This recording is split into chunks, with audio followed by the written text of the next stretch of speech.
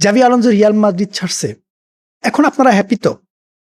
দেখেন, আমার মনে হয় কি জানেন, রিয়াল মাদ্রিদ কোনো ফুটবল ক্লাব না। রিয়াল মাদ্রিদ এখন নাট্যমঞ্চ হয়ে গেছে। রিয়াল মাদ্রিদে ফুটবল ছাড়া এখন সব হয়। বলতে পারেন মাদ্রিদ এখন ম্যানচেস্টার ইউনাইটেডের সেকেন্ড ভার্সন। এখানে কোচ থেকে প্লেয়ারদেরকে বেশি প্রাধান্য দেওয়া হয়। এখানে প্লেয়ার যা বলবে তাই হবে। কোচের এখানে কোনো ভ্যালু নাই। প্লেয়ার যদি বলে আমাদের কোচ প্রয়োজন নাই, এই কোচ আমরা চাই না, ম্যানেজমেন্ট ওইটাই মানে। বাট কোচ যদি একজন প্লেয়ার চায় যে আমার এই প্লেয়ার প্রয়োজন, আমাদের টিমে প্রয়োজন আছে, না ভাই আমাদের প্লেয়ার আছে, তুমি যদি এই প্লেয়ারদেরকে নিয়ে করতে পারো করো, আর না হয় ক্লাব ছাড়ো। পেরেজ কোচ কেন সাইন করায় জানেন? শুধুমাত্র রুলস, এই কারণে। আর না হয় উনি কখনোই কোচ সাইন করাইতো না। আর উনি কোচ সাইন করায় ওনার কথা শোনার জন্য। উনি কোচ সাইন করায় প্লেয়ারদের কথা শোনার জন্য। প্লেয়াররা যদি বলে হ্যাঁ হ্যাঁ, প্লেয়াররা যদি বলে না না, আপনাকে মানতে হবে। ম্যানেজমেন্ট যদি বলে ইয়েস, আপনাকেও ইয়েস বলতে হবে। ম্যানেজমেন্ট নো বললে আপনাকে নো বলতে হবে। এখানে যা ডিসাইড করার ম্যানেজমেন্ট ডিসাইড করবে, যা ডিসাইড করার প্লেয়াররা ডিসাইড করবে।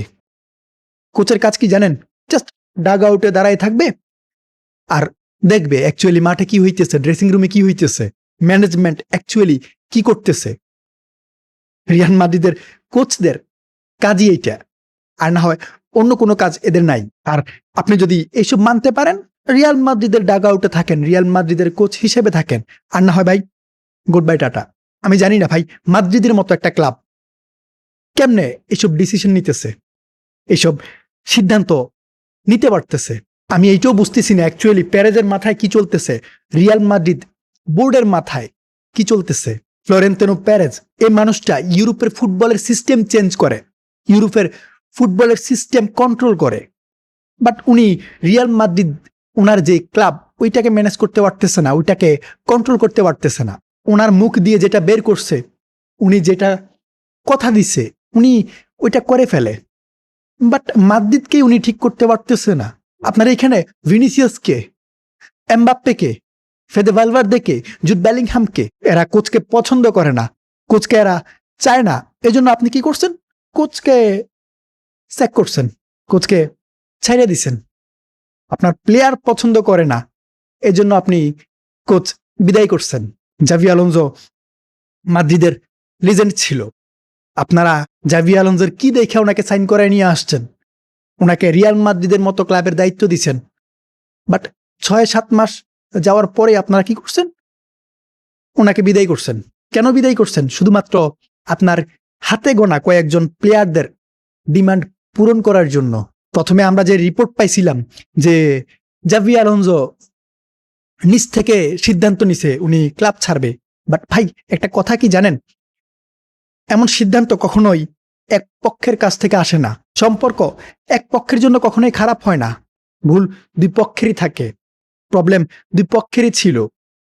আর জাভি আলোনসো রিয়াল মাদ্রিদ ম্যানেজমেন্টের সাথে কথা বলেই কিন্তু সিদ্ধান্ত নিছে। আবার কিছু রিপোর্টে এমনটাও বলা হইতেছে জাভি আলোনসোকে স্যাক করা হয়েছে।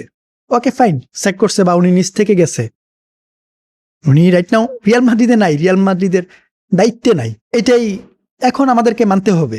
জাভি আলোনসো রিয়াল মাদ্রিদে আসবে এমন রিউমার্স শোনার পর, এমন রিউমার্স আসার পর আমার মনে হয় না আমার থেকে বেশি এক্সাইটেড কেউ ছিল। কারণ আমি চাইছিলাম কার্লো আনচেলত্তির যে স্লো ফুটবল, ওইটা থেকে রিয়াল মাদ্রিদ বের হয়ে আসুক। আমি ভাবছিলাম জাভি আলোনসো জয়েন করবে, রিয়াল মাদ্রিদের টোটাল সিস্টেমটাকে চেঞ্জ করে ফেলবে। রিয়াল মাদ্রিদ আধুনিক ফুটবল খেলবে, রিয়াল মাদ্রিদ প্রেস করবে, অ্যাটাক করবে, অ্যাটাকিং ফুটবল খেলবে। আমরা হয়তো মাদ্রিদের বেস্ট পারফরমেন্স দেখতে পাবো। জাভি আলোনসো হয়তো রিয়াল মাদ্রিদে লং টার্ম থাইকা যাবে, কারণ ওনার যে কোয়ালিটি ছিল, ওনার যে সিস্টেম ছিল, ওইটাতে আমাদের এমন কিছু মনে হওয়ারই কথা। বাট সবকিছু শুরু হওয়ার আগেই শেষ হয়ে গেছে। আমি ২-১ দিন ধরেই ওয়েট করতেছিলাম, হ্যাঁ ভিডিও মেক করব, বাট অ্যাকচুয়ালি কথা বলার মতো ওই মাইন্ড ছিল না, ওই মন মানসিকতা ছিল না। রিয়াল মাদ্রিদ গতকালকে ম্যাচ খেলছে, আমার ওই ম্যাচ নিয়েও কোনো মাথা ব্যথা নাই। আমার মাথায় শুধুমাত্র একটা ব্যাপারই চলতেছে, অ্যাকচুয়ালি রিয়াল মাদ্রিদ এটা কেমন সিদ্ধান্ত নিছে আর কেন নিছে। আমার মনে হইতেছে এটা রিয়াল মাদ্রিদের ভুল সিদ্ধান্ত। সুপার কোপা শেষ করে রিয়াল মাদ্রিদ টিম যখন ফ্লাইটে মাদ্রিদ ব্যাক করতেছিল, তখন ফ্লাইটে জাভি আলোনসো স্যাক হয়ে গেছে। ফ্লাইটে সিদ্ধান্ত নেওয়া হয়েছে জাভি আলোনসো রিয়াল মাদ্রিদে থাকবে না, জাভি আলোনসো রিয়াল মাদ্রিদ ছাড়বে। এল ক্লাসিকোতে কি হয়েছে ওইটা আমরা সবাই জানি। এল ক্লাসিকোতে রিয়াল মাদ্রিদ ম্যাচ হারছে। আমাদের আগে থেকে ডাউট ছিল রিয়াল মাদ্রিদ ম্যাচ হারবে, বাট ম্যাচে বল পজিশন বার্সেলোনার ছিল, বাট সব থেকে বেশি চান্স, সব থেকে বেশি অ্যাটাক রিয়াল মাদ্রিদ করছে। আমার মনে হয় না এল ক্লাসিকোতে রিয়াল মাদ্রিদ তেমন খারাপ খেলছে, বাট ম্যাচ হারার পর আই থিঙ্ক যে স্টোরিটা হয়েছে ওইটা রিয়াল মাদ্রিদের কাছ থেকে, রিয়াল মাদ্রিদের প্লেয়ারদের কাছ থেকে অন্তত আমি হোপ করি নাই। বার্সেলোনা যখন উইন হয়েছে, ট্রফি নিয়ে সেলিব্রেশন করবে, তখন জাভি আলোনসো বারবার প্লেয়ারদেরকে ডাকতেছিল যে তোমরা আসো, বার্সেলোনাকে গার্ড অফ অনার দাও। ইভেন এমবাপ্পেকে ডাকছে, এমবাপ্পে কি করছে? সে আসতে পারবে না, সে হাত দিয়ে না করতেছে, জাভি আলোনসোর কথার বাইরে যাইতেছে। বাট পরে রিপোর্ট কি পাইছি আমরা? এমবাপ্পে জাভি আলোনসোর জব সেভ করার জন্য পেন কিলার নিয়ে রিয়াদে গেছে। এটা তার সিস্টেম ছিল। সে জাভি আলোনসোর কথা মানতেছে না, তাহলে জব সেভ করতে গেছে নাকি তাকে জব থেকে বিদায় করতে গেছে? আপনার কোচ আপনাকে ডাকতেছে, বাট আপনি কি করতেছেন? কোচকে পাত্তাই দিতেছেন না। আর আপনার কথা, আপনাকে সাপোর্ট দিতেছে আপনার টিমমেটরা। এরপর কোনো কোচই টিমে থাকবে না, কোনো কোচই এই টিমের দায়িত্বে থাকতে চাইবে না। এমবাপ্পে সব প্লেয়ারদেরকে নিয়ে ড্রেসিং রুমে যাইতেছে, ইভেন জাভি আলোনসোকে বলতেছে তুমিও চলো। এমবাপ্পে বিশ্বকাপ জিতছে, ওকে ফাইন, সিজনের পর সিজন 50+ গোল করে যাইতেছে, এটাও ঠিক আছে, করুক, সে ভালো প্লেয়ার। বাট এটা কেমন আচরণ? কোচের অবাধ্য হওয়া, টিমমেটদেরকে খারাপ কিছু শেখানো। ভাই, এমবাপ্পে রিয়াল মাদ্রিদের ফিউচার, এই টিমটাকে লিড করতে হবে। এখনই যদি এমন আচরণ সে দেখায়, তাহলে ফিউচারে কি হবে ভাই? এটা আপনারা একবার চিন্তা করে দেখেন।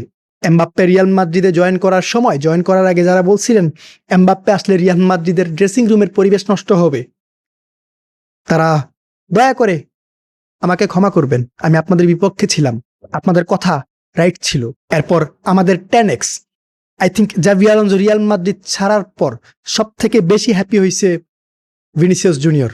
আমরা অনেকদিন ধরে রিপোর্ট পাইছি, অনেকদিন আগে রিপোর্ট পাইছি, ভিনিসিয়াস জুনিয়র পেরেসকে জানাইছে যদি জাভি আলোনসো রিয়াল মাদ্রিদে থাকে আমি রিয়াল মাদ্রিদ ছেড়ে দেব। অ্যান্ড এখন এটাই হয়েছে, ভিনিসিয়াস জুনিয়র মাদ্রিদে আছে, বাট জাভি আলোনসো নাই। আমরা সবাই জানি Vinicius junior top class performance করে, বিগ ম্যাচে টপ নচ পারফরমেন্স দেয়, মাদ্রিদের বেস্ট প্লেয়ার। বাট ভিনিসিয়াসের কাছ থেকে আমরা এমন কিছু হোপ করি নাই।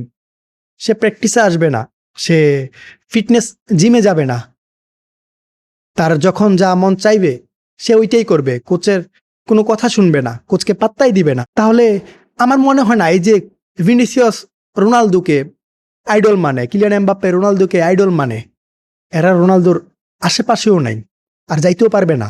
জাভি আলোনসোর টিমে এমন কিছু প্লেয়ার ছিল যারা টাইম মতো প্র্যাকটিস সেশনে আসতো না, তারা জিমে যাইতো না, ফিটনেস নিয়ে এদের কোনো চিন্তা ভাবনা ছিল না।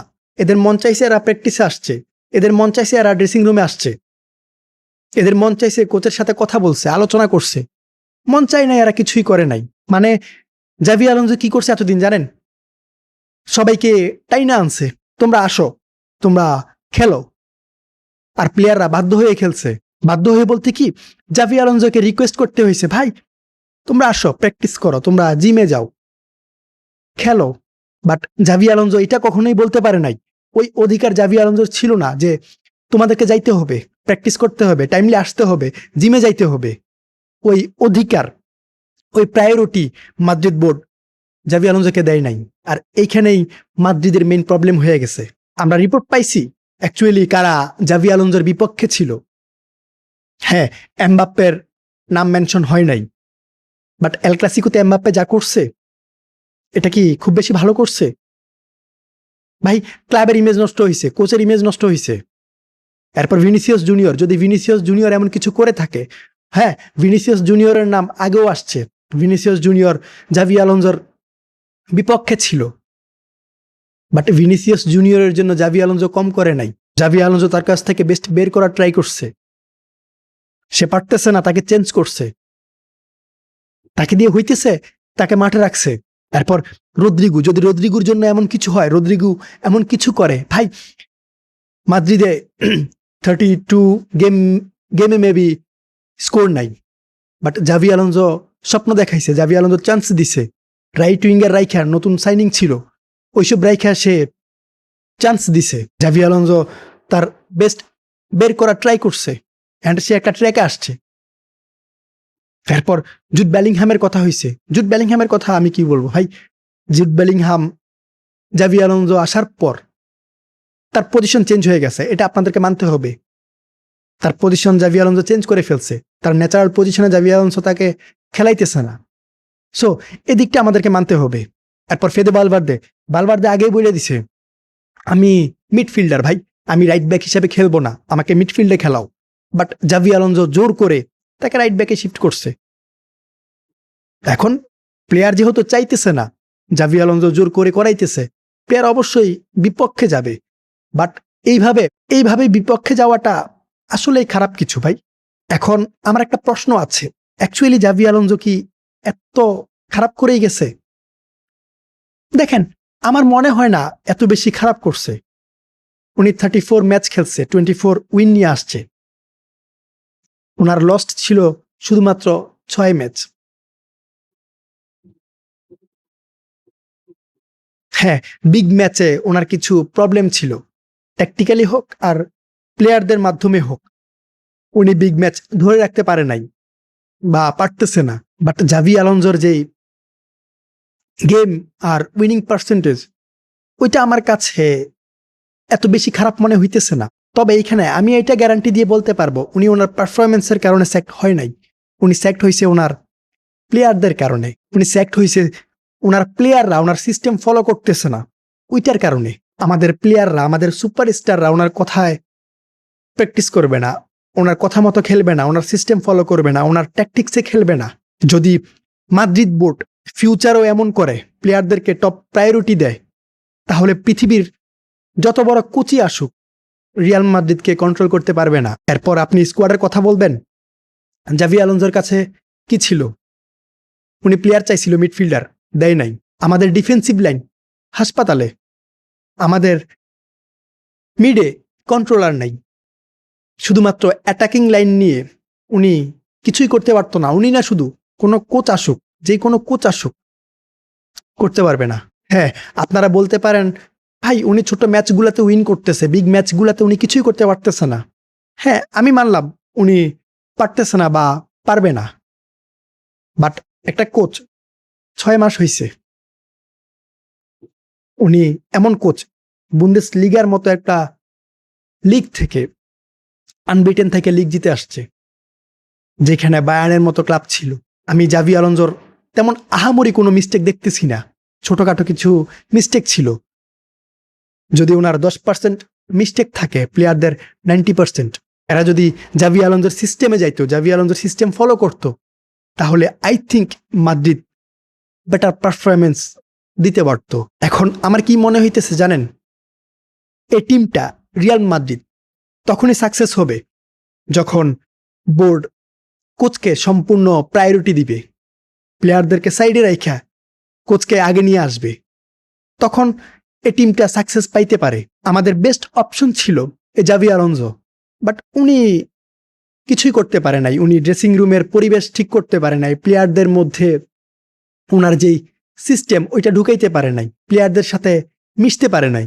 এখন আমরা যে বলি পরবর্তী কোচ ক্লপ আসুক, হোজে মরিনহো আসুক, যেই আসুক, এরা আসবে তখনই মাদ্রিদে জয়েন করার জন্য অ্যাগ্রি হবে যখন মাদ্রিদ বোর্ড বলবে, হ্যাঁ আমরা সম্পূর্ণ প্রায়োরিটি তোমাকে দিতেছি, তুমি যা বলবা তাই হবে। এখানে প্লেয়ারদের কথাই চলবে না, কারণ জাভি আলোনসোর স্টোরি সবার জানা। এইখানে কোনো কোচই দৌড়ে আসবে না, কোনো কোচই দৌড়ে আইসা বলবে না ভাই আমি রিয়াল মাদ্রিদের দায়িত্ব নেব।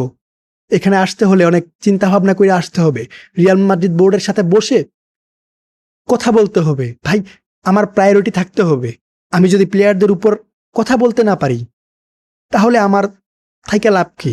আমি ক্লাবে তখনই আসব, তখনই রিয়াল মাদ্রিদের দায়িত্ব নিব যখন তোমার প্লেয়াররা আমার কথা শুনবে, আমার রুলস মানবে, আমার সিস্টেমে চলবে। এর আগে আমি তোমাদের ক্লাবের দায়িত্ব নেব না। আপনারা দেখেন প্রত্যেকটা কোচের সেম কথা থাকবে।